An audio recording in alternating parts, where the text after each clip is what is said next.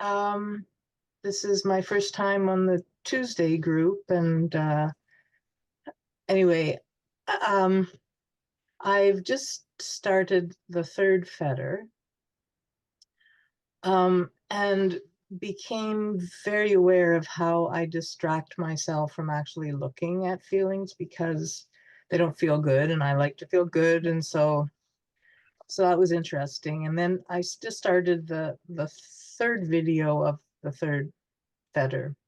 But what happened this morning that was interesting that I wanted to talk about was um, so I've been looking at thoughts, and it seems to me that there are some thoughts that are just like um, the gases that come up from the swamp, they just come up. And those ones are just to, just let just turn away from because they're not really catching me, and they're just kind of there.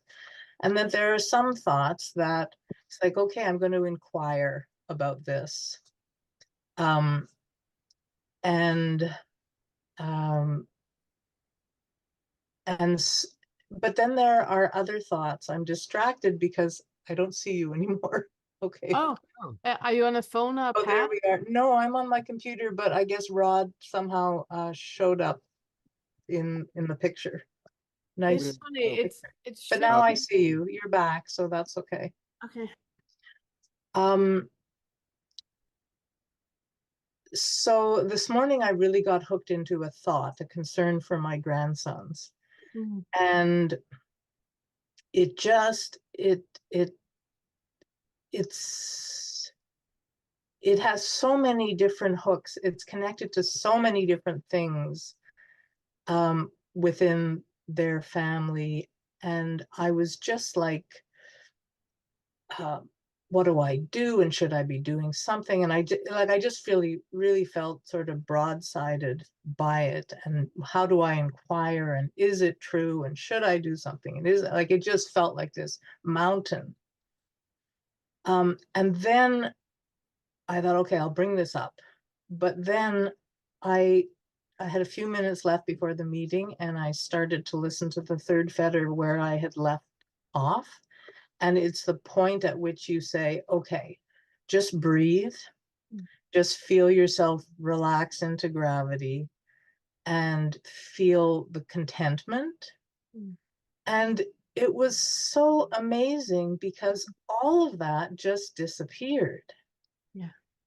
Um, and so my question is, on the one hand, there does seem to be places to inquire, which are helpful. On the other hand, this didn't seem to be one of them because it Yeah. was just connected to so many things.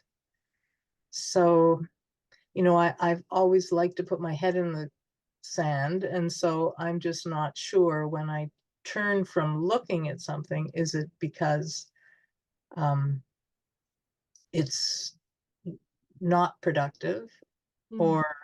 or am I just distracting and avoiding? Yeah, I completely understand what you're saying, and I have two things I want to say with. The first thing is that I understand your concern about bypassing because it's basically what you're talking about when you say that you have a tendency to put your head in the sand and just like not a problem at all. It's what a lot of people also do. There is no why, so I don't need to look at it. The moment that you connect with your body and you go from thought into a sensory experience, and it's really like you go like up here, and you just slow down, slow down, slow down. When you get into here, that is the place where you do not bypass because you can't bypass. But what often happens, and that's the second thing I want to talk, that is what Todd usually says, that it's like there's this elephant in the room, but the moment that we really focus on it, it disappears. It's only there in the periphery. It feels like there's an elephant in the room. It feels like there's a huge issue about my grandson. It's a huge issue. I know it's a huge issue. But when you sit down and you really just connect with your body, it disappears. There's nothing. And that is what we often talk about when we talk about underlying beliefs. That when we have an underlying belief about something, we can't even define what that underlying belief is. It's more like a taste of a feeling, or a, a scent of a shape, or it's so undefinable, but we have that um undercurrent of something not being okay. And that is why we divert and divert and divert and divert in our lives. But when we really just sit with it and trying to feel into that, but what is it that's not okay? We can't find anything because it's undefinable. Well, there could be things like people should be different and they should do what I want them to do, those kinds of beliefs that this is not good and that kind of thing.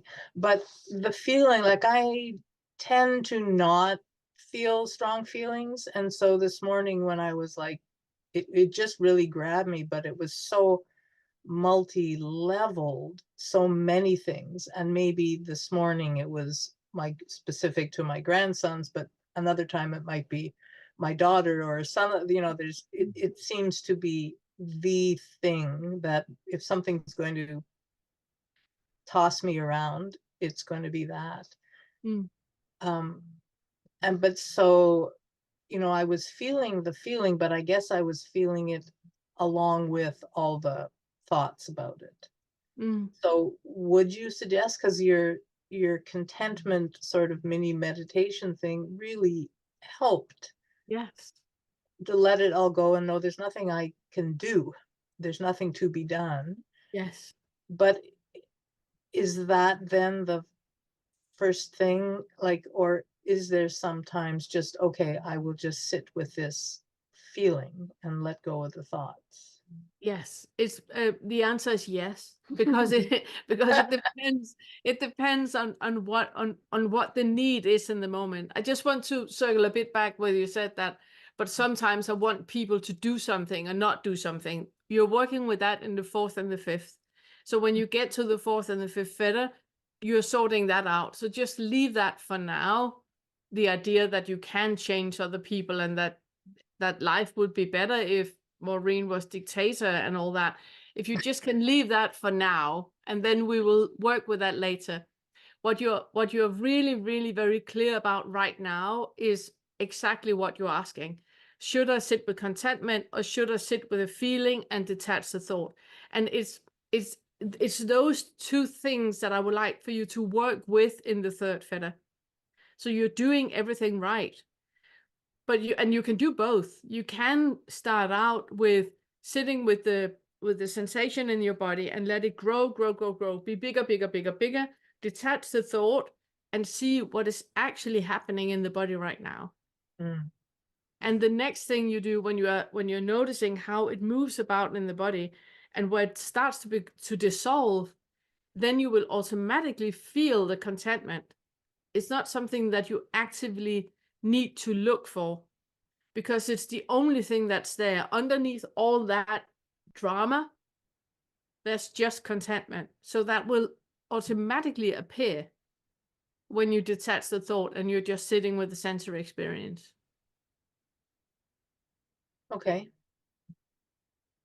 So that's what you would, because I don't have a lot of experience with sitting with the feeling, because I don't have a lot of strong feelings. Sometimes I'll sit with a small feeling, but it just doesn't seem to do anything. But there's nothing wrong with small feelings.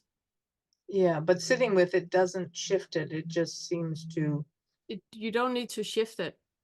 oh, That's the whole point. You don't need to do anything about it. It's mm, about that um acknowledging the presence of a feeling that's there, and really looking into what is this actually about. Is it a thought about something, or is it a sensory experience? Is it a contraction?